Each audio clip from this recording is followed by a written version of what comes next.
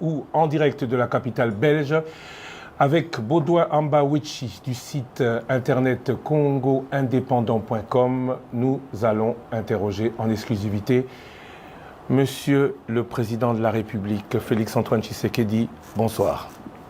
Bonsoir, Christian Lusakweno. Bonsoir, Monsieur Baudouin Ambawichi. Merci d'avoir accepté de nous accorder de votre précieux temps, votre séjour annoncé comme médical. Alors, on entre dans le vif du sujet. Vous êtes parti de Kinshasa un peu à la surprise générale. Votre service de communication a annoncé quelques problèmes médicaux. Comment allez-vous ? Très bien, je crois que ça se voit. Je vais très bien. En fait, j'ai tout simplement fait accepter une prise en charge de mon premier médecin de 2022 que j'avais invité à Kinshasa parce que je ne voulais pas bouger de Kinshasa, même s'il devait y avoir une intervention chirurgicale.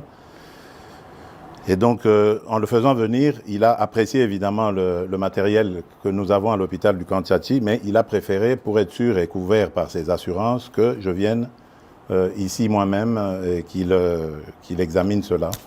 Ce que j'ai fait. Donc, dans le timing qu'il fallait, j'ai attendu de présider le dernier conseil des ministres du vendredi d'avant celui du 2 août dernier. Et puis, après, j'ai pris l'avion. Les examens se sont très bien passés et je devais observer un petit moment de convalescence pour pouvoir retourner. Et là, je suis en forme et prêt à revenir aux affaires. Monsieur le Président, quand comptez-vous rentrer au pays exactement? Bon, le plus tôt possible. Vous le saurez très très bientôt. Vous êtes totalement rétabli donc? Totalement, mais je vous le dis, je suis d'attaque à nouveau. Donc vous le saurez très très bientôt. Je suis prêt à rentrer le plus tôt possible. Alors vous allez rentrer dans un pays où le dollar est en hausse. Permettez-nous de parler un peu de la situation actuelle de notre pays. Dollar en hausse, pouvoir d'achat en baisse. Que fait le président de la République, candidat élu il y a 8 mois aujourd'hui, réélu président de la République? Qu'en dit-il? Il se solidarise évidemment avec la population. Je sais que ça fait partie d'un de mes engagements, celui de réduire le pouvoir d'achat. Et la première ministre, Madame Judith Souminois, est très très bien outillée et instruite pour faire face à ce genre de choses. Hier, il y a eu la commission ECOFIR qui s'est réunie sous la présidence du vice-premier ministre, ministre de l'économie, M. Moukoko Samba, et qui a pris un train de mesures qui, je suis certain, vont baisser la tension sur les marchés. Et à propos du dollar, bon, c'est le combat habituel. Vous savez, nous avons une économie fortement dollarisée qui dépend beaucoup de toutes les fluctuations de cette dernière monnaie. Et nous essayons de prendre des mesures assez urgentes, mais qui seront difficiles évidemment à mettre en œuvre parce qu'il faut inverser la tendance actuelle à faire dépendre notre économie de l'importation en produisant localement.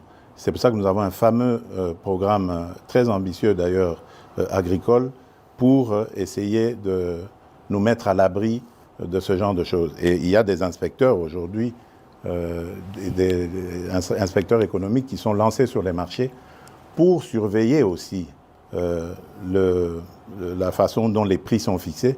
Parce qu'attention, ça peut aussi être une cause ou une raison de sabotage. Vous savez que nous sommes un pays en guerre. Nos ennemis essayent de nous déstabiliser de toutes les manières qui soient. Ils le font par la guerre et ils peuvent le faire autrement aussi par la hausse des prix.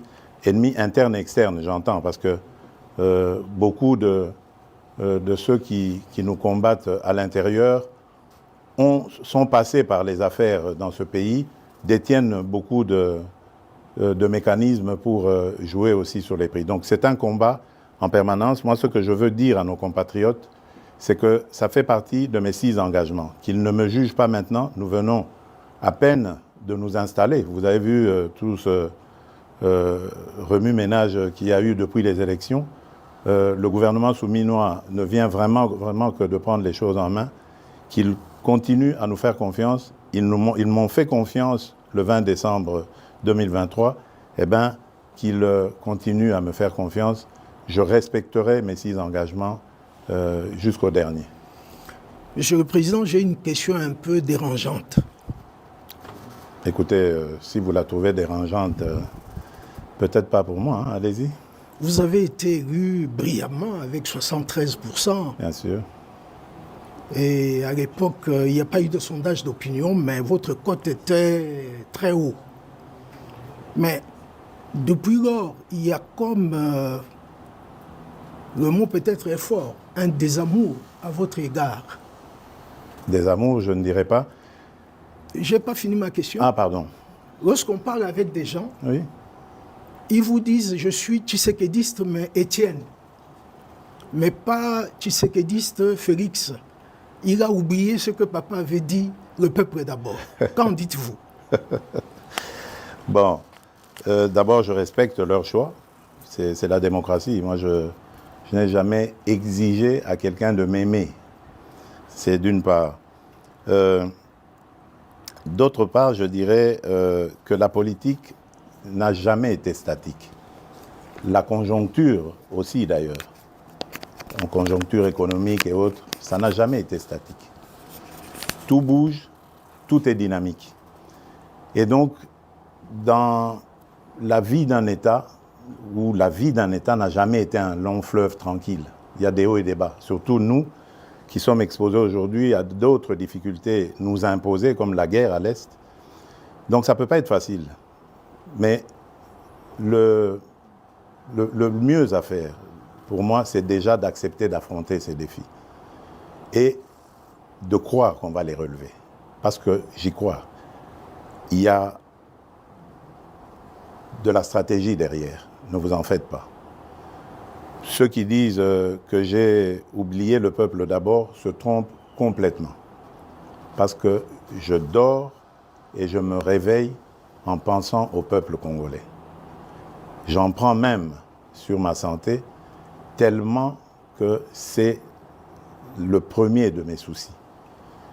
Donc j'espère qu'en 2028, lorsque nous ferons le bilan, ceux qui disent que je me suis éloigné de Tshisekedi Étienne auront le courage de revenir sur leurs propos.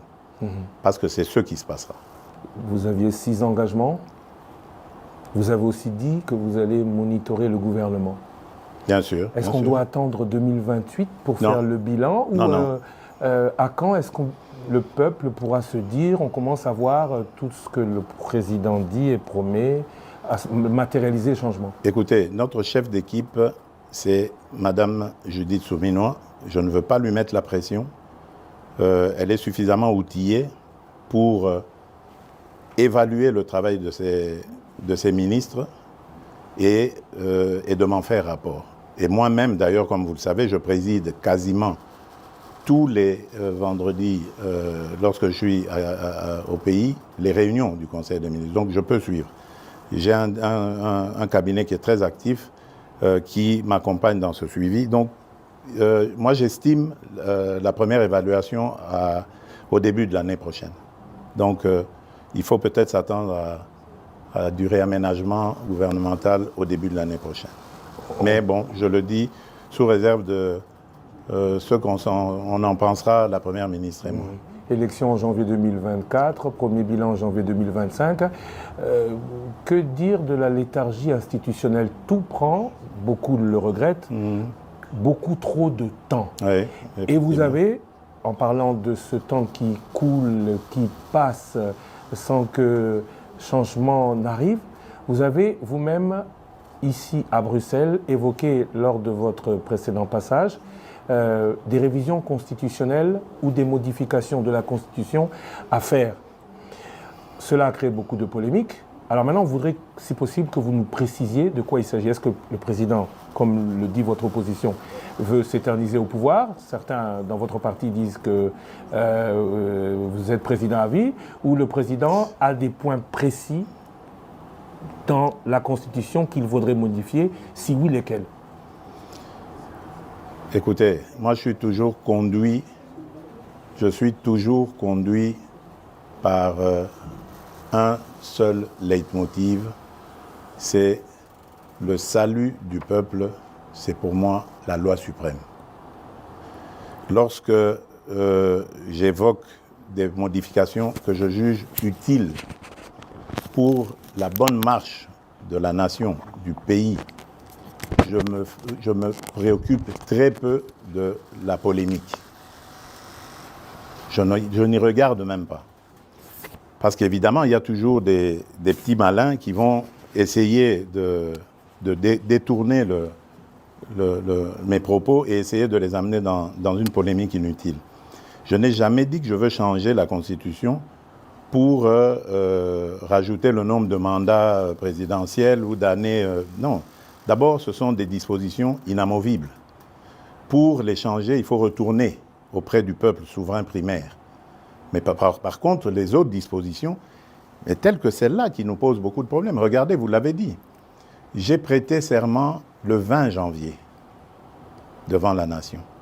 Et immédiatement après, la publication des résultats des législatives a commencé et les périodes de contentieux. Ça nous a pris presque 2 mois.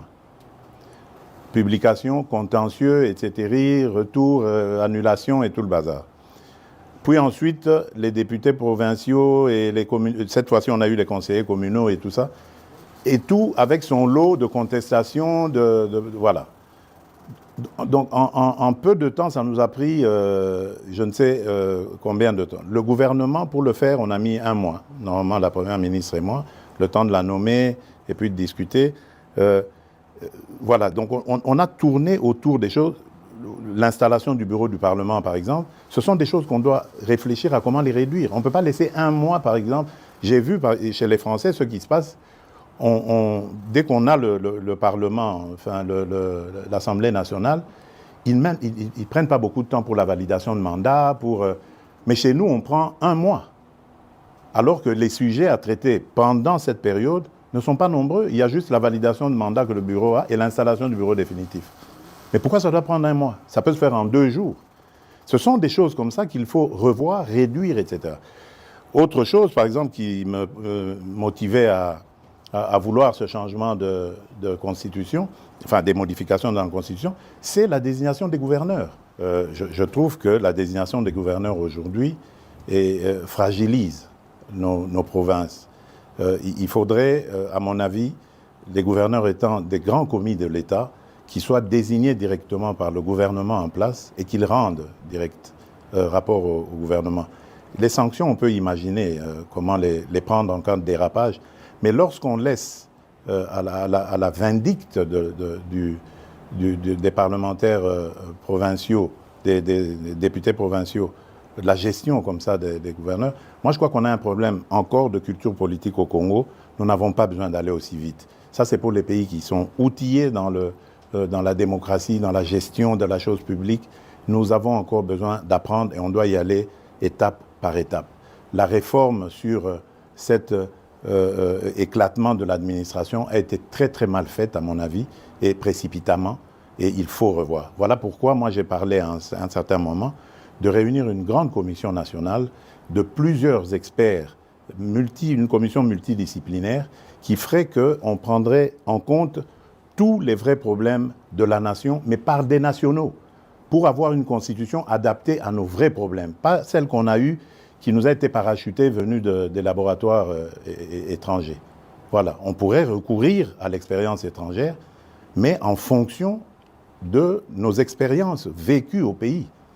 Aujourd'hui, moi je suis désolé, mais notre pays s'éclate de plus en plus à cause de toutes ces élections provinciales et autres qui radicalisent le tribalisme, le clanisme. Aujourd'hui, vous allez, par exemple, je prends le cas de l'ex-Grand Katanga, mais vous trouverez quelqu'un, par exemple, qui a vécu à Lubumbashi, mais parce qu'il est originaire du Lualaba, on lui conteste le fait de pouvoir aspirer à quoi que ce soit à Lubumbashi. soi-disant parce qu'il y a eu découpage et que maintenant sa place est au Lualaba. Mais qu'est-ce que ça veut dire? Le pays va volo là. Donc on doit faire attention.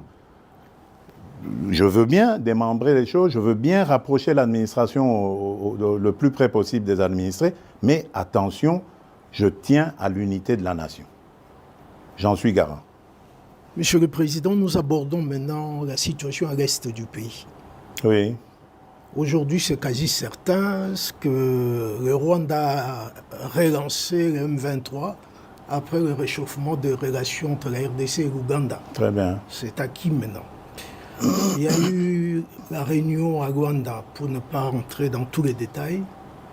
Il y a eu début de dialogue. Mais il y a des voix qui commencent à dire qu'il faut un peu de bon sens pour que on commence à négocier. Avec qui? C'est la grande question. Et mon autre question, c'est que négocier avec qui? Mais quoi? Négocier quoi? Voilà. Très bien. Écoutez-moi bien. Jamais, au grand jamais, tant que je serai président de la République démocratique du Congo, je n'aurai en face de moi la délégation du M23 ou de l'AFC, là où je ne sais pas, pour négocier. Jamais. Ce que j'ai dit, c'est que je veux parler avec le Rwanda, pas négocier, vous avez raison, parler avec le Rwanda, pour demander à M. Kagame, criminel de son État, qu'est-ce qu'il a à voir contre mon peuple? La République démocratique du Congo, à l'époque République du Zaïre, avait sauvé le Rwanda d'une plus grande catastrophe qui aurait été si nous n'avions pas ouvert nos frontières à tout ce flot de réfugiés. Malheureusement, il y a eu une certaine cécité internationale qui a permis que parmi les fugitifs, il y ait les criminels génocidaires et qu'ils soient rentrés sur notre sol avec leurs armes. On ne les a pas désarmés. Aujourd'hui, l'enfer est parti du Rwanda et est arrivé chez nous. Et on nous abandonne à notre propre sort. Évidemment, le régime criminel de Kigali en profite parce qu'il découvre que c'est une région très riche en minerais et en produits de tout genre, agricoles et autres. Et il veut en faire maintenant son espace. Et ça, nous ne disons jamais, il n'y a rien à négocier. C'est chez nous. Ce qu'ils n'ont à faire, c'est une seule chose, de plier bagage. Et si je veux parler avec le Rwanda, c'est pour ça, pour dire, bon, c'est quoi votre problème? Pour nous laisser tranquilles. Pas pour vous donner quelque chose, mais pour nous laisser tranquilles. Si vous pensez qu'il y a encore quelque chose chez nous, on va la régler et on vous règle ça et puis c'est terminé. Ils ont donc parlé des FDLR. Nous sommes aujourd'hui à Luanda pour parler de ces histoires-là. Cesser le feu et comment régler le problème de FDLR. C'est tout. Donc, ce n'est pas des négociations pour, après, arriver à des... comment ils appelaient ça? La mixage, instaurer brassage, mixage. Niet. Ça, il n'y aura plus. Ils peuvent arrêter de rêver. Et d'ailleurs, c'est parce qu'ils le savent que vous avez vu qu'ils ravivent encore ce M23, coquille vide, dans un territoire d'ailleurs qui est sous leur contrôle. Donc vous voyez que c'est de la propagande en fait. Ils veulent faire croire que, d'abord ils font cette comédie, ils font dire au M23 qu'ils ne se sentent pas concernés par Luanda, alors que tout le monde sait que c'est Kigali qui les pilote. Ensuite, ils les ravivent un peu pour dire, vous voyez, nous sommes capables de reprendre les armes. OK. Nous savons et nous sommes inscrits dans le processus de Luanda. Et d'ailleurs, demain, des pourparlers vont commencer pour justement se pencher sur le plan de cessez-le-feu et de retrait et le plan d'anéantissement des FDLR. Et nous disons, si à côté de ça, le grabuge continue, nous continuerons à tenir pour responsable Kigali. Et pour nous, le provocateur numéro 1, ce sera lui, et les conséquences, ce sera à lui de les assumer. C'est ça le problème. Et si ça continue, beaucoup pensent que cette guerre n'est pas qu'une guerre des richesses, mais surtout une guerre de conquête du territoire. On a beaucoup Non, parlé pour de les richesses. balkanisation. C'est une guerre de richesses. Mais est-ce que C'est une guerre de conquête des territoires, justement, des territoires riches. Vous pensez que s'il n'y avait pas tous ces minerais rares et tant prisés dans le monde, dans ce sous-sol de chez nous, là-bas, dans le Massissi, Rutshuru et tout ça, ils seraient venus. Ils nous laisseraient tranquilles. C'est des sols riches et des sous-sols riches. C'est ça qui attire. Et maintenant, pour que ce soit définitivement mis en coupe réglée, sous coupe réglée, eh ben, ils veulent le couper de la RDC. La balkanisation est donc encore possible Dans leur tête, pas chez nous. Jamais, elle n'est pas possible. Mais parler avec le Rwanda, c'est lui donner un minimum de bonne foi. Est-ce que vous pensez qu'il peut avoir de bonne foi, j'y crois pas. Je n'y crois pas. J'ai testé leur bonne foi, je n'y crois plus du tout. Maintenant, c'est la pression. Je remercie les États-Unis d'Amérique parce que c'est eux qui nous apportent beaucoup de choses. D'ailleurs, vous avez vu, au départ, il y a eu une trêve. Maintenant, il y a un cessez-le-feu. Je vous dis, ce n'est pas le Congo qui l'a demandé. Malgré la chute de Kanyabayonga, de Rwindi avant, ce n'est pas la RDC qui l'a demandé. C'est le Rwanda. Mais il savait qu'il ne pouvait pas nous le demander direct et le faire accepter. Il est passé par les Américains que nous écoutons. Je remercie surtout le président João Lourenço pour son implication, surtout la dernière ici, parce que j'ai de Bruxelles participé en pilotant aussi notre délégation qui était là, qui s'est brillamment comportée. Et je remercie évidemment l'ancien président Uhuru Kenyatta, qui est d'ailleurs le déclencheur de tout ça. Malheureusement, son successeur a très très mal géré la question par la suite en prenant fait et cause pour Kagame. Peu importe, de toutes les façons, il n'était pas partie prenante de ce processus. Lui, il l'a trouvé en arrivant, en étant élu. Peu importe, mais le processus de Luanda est là et il fonctionne très bien grâce à la maestria du président João Lourenço. Et le président Uhuru Kenyatta est un très bon facilitateur issu du processus de Nairobi, qui malheureusement a été vidé de sa substance, mais le président, sa crédibilité du président Uhuru reste, elle demeure.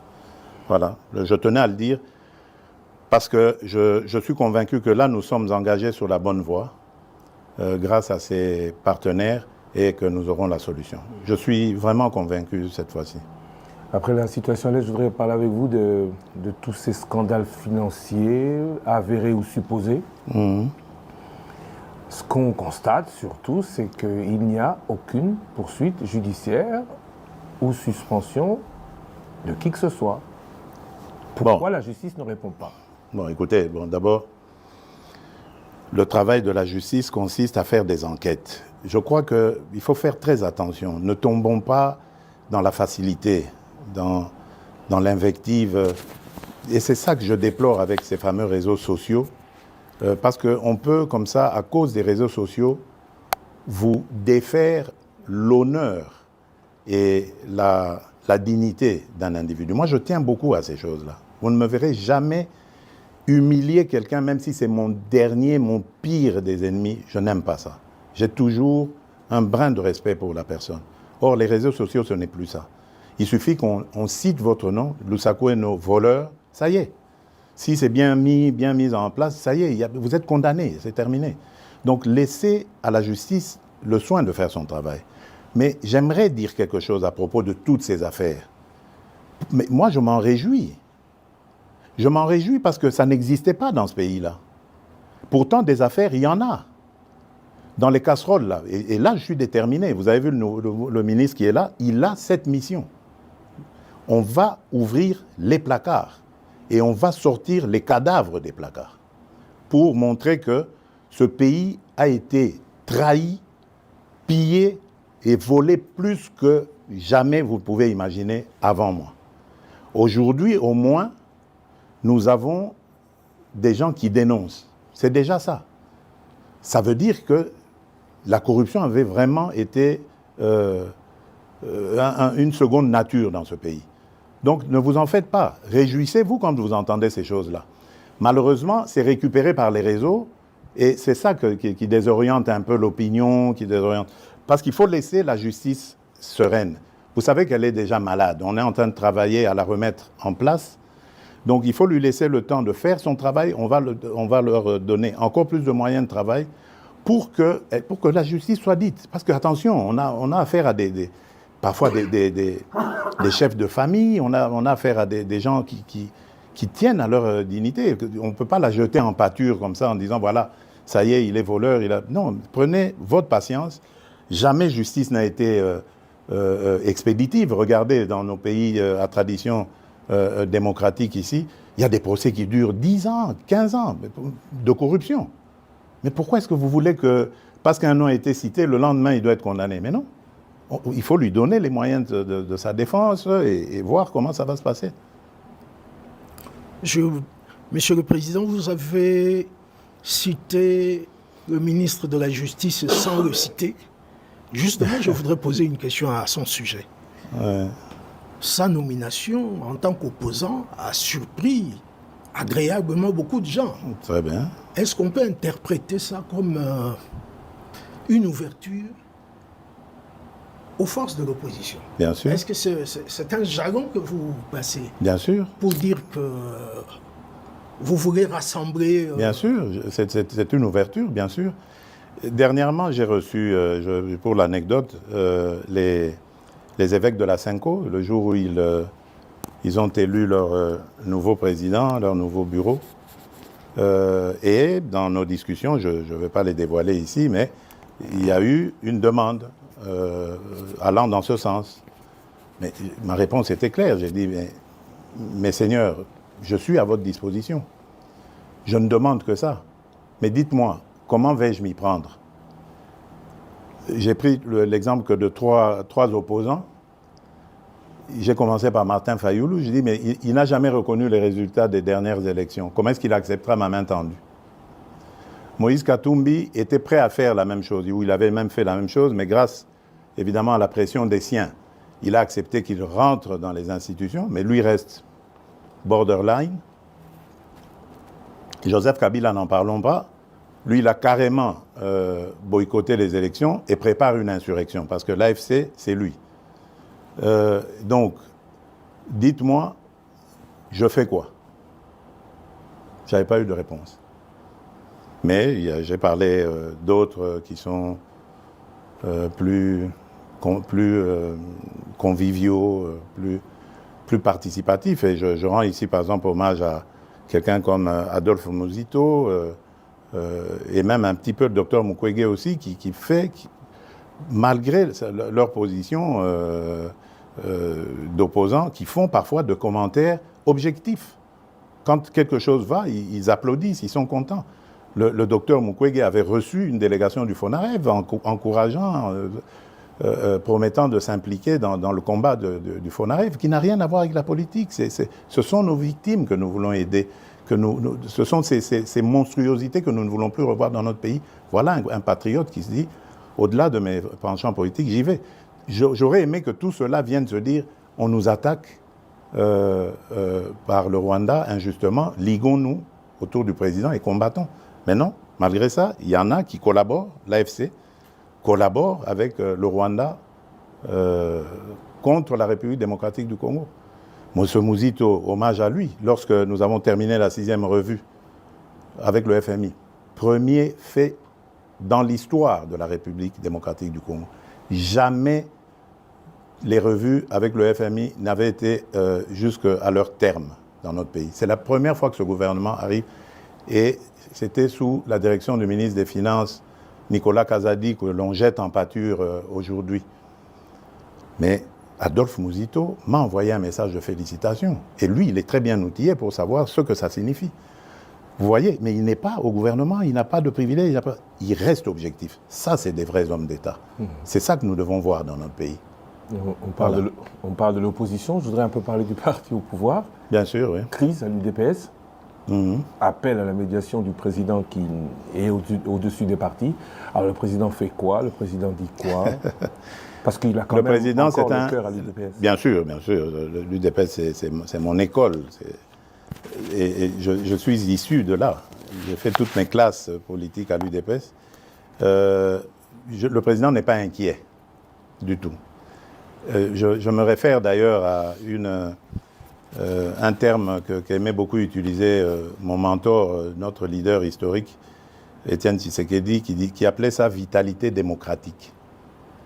Donc, de ce choc des mots jaillira la lumière.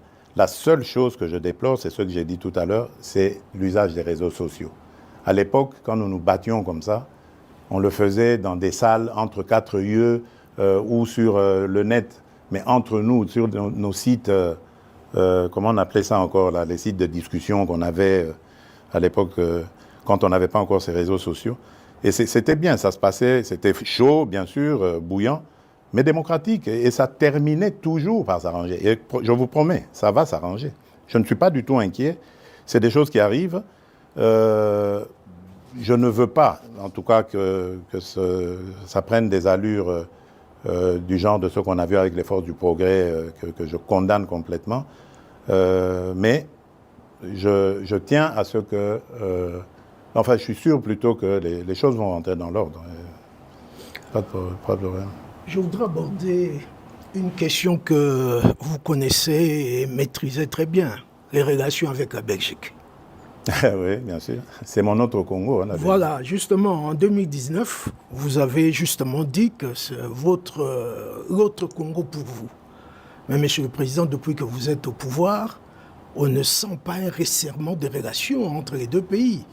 Ah, ça, je ne sais pas par quoi vous voulez le voir, vous. Il y a une ambiance de ni guerre ni paix.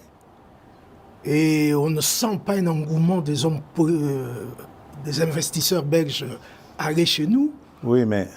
Est-ce que c'est toujours le problème de climat des affaires? Je crois qu'il y a un peu des deux. Vous avez raison. Attention aussi, ce sont des gens qui doivent être sûrs de leur mise. Hein? Donc ça veut dire que quelque part, peut-être, que nous n'avons pas encore émis suffisamment de signaux rassurants sur le climat des affaires.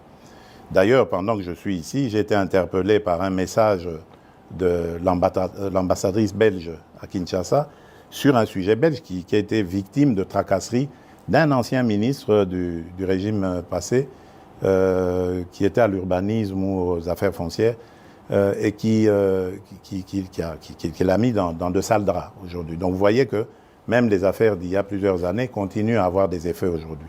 Donc nous avons peut-être un travail, et si celui-là, ce monsieur belge, vient en parler à ses amis ici, ils vont mettre la pellade douce avant d'y aller. Il y a de l'attrait, on sent que les choses bougent, mais je crois que de part et d'autre, il faut faire des efforts, surtout se rassurer. Ça, c'est d'une part. D'autre part, attention, il y a aussi une réalité en Belgique. La Belgique, il ne faut plus la voir comme l'ancienne Belgique qui était, qu'ils appelaient eux-mêmes la Belgique de papa. La Belgique, aujourd'hui, elle s'est très fortement communautarisée, et même dans leur système d'exportation, de business, de commerce avec l'étranger, ils le font plus par des communautés. Donc c'est à nous aussi d'adapter notre diplomatie à ce niveau-là. Et je suis en train même de réfléchir à voir comment, avec nos compatriotes de la diaspora, avoir des diplomates qui parlent très bien le néerlandais, qui parlent très bien le français, qui parlent bien l'allemand pour la région germanophone, et qui se mettent en contact justement avec ces gouvernements communautaires pour voir les rapprocher les uns après les autres. Donc il y a un travail complet à faire. Mais quant aux relations, je vous rassure, elles sont excellentes.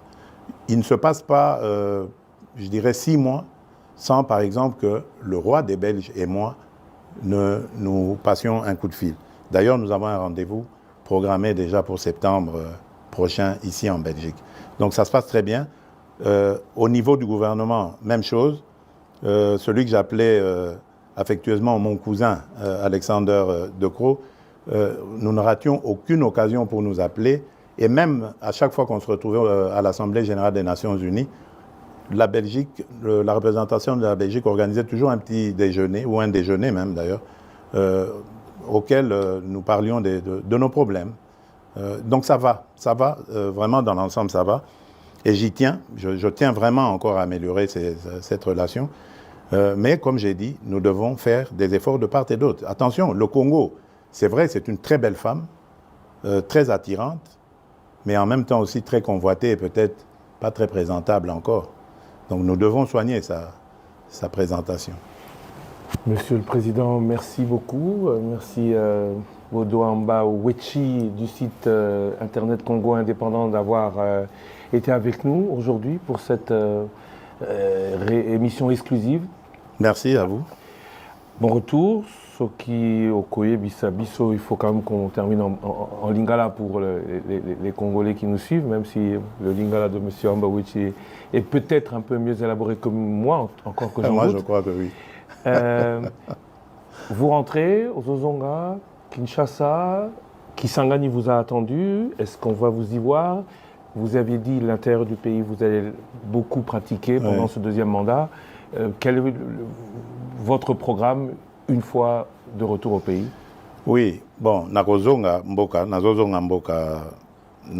en tout cas, na mikolo mike, bangonga mike kuto nakoloba, oyo ezali liboso awa. Kisangani nakozonga, po nalingaki kutu na sacrifier likambo ya santé, po nakende Kisangani nazana le 2 août. Mais nzoto nde esengaki abandon. Yango nabi nasala yango, po na Kisangani biloko ya kosala ezalaki. Aéroport à Bamboka, centrale électrique, na solaki déjà na DG à SNEL, na lingi, likambo ya centrale électrique wana esila, na kokitela yango, na kende kotala. Na mwa makambo ebele, surtout babitumba wana ya bandeko na biso, mbole na balengola, na lingi koyoka makambo wana na mboka na biso te. Na okende kotala yango, pembeni na tala, et puis surtout, ko remercier peuple na biso ya Kisangani, ndenge ba yambaka biso, pe ndenge ba votaka biso. Donc nakozonga. Et puis nakozonga na mois d'août awa. Eza lisusu molai te, tokozonga pe na mama, parce que sengelaki tokende na mama na le 2 août. Donc nakozonga. Pe nakotambola Congo mobimba bozala na bobangi te. Le problème tozali nango ezali onazoloba ezali nano ya kosilisa makambo ya mbilinga kimia ekota. Congolais nyonso asepela. Tokoka kokende kotala na kopesa na bambote na esengo. Okoki kokende te esika batu basepeli kaka na ndako na biso moko Congo bamisusu baza na mawa baza kolela. Nga na nini komona yango te. Na tie nanu makasi na nga mayele na ngai na kosilisa likambo monguna akotiseli biso moto oyo azokotisela biso na mboka. Sima na yango tokosala. Tozana na bambula ti na 2028 likambo banga eza wana ta. Monsieur le Président, je vous remercie. Merci à vous, chers auditeurs, chers téléspectateurs, d'avoir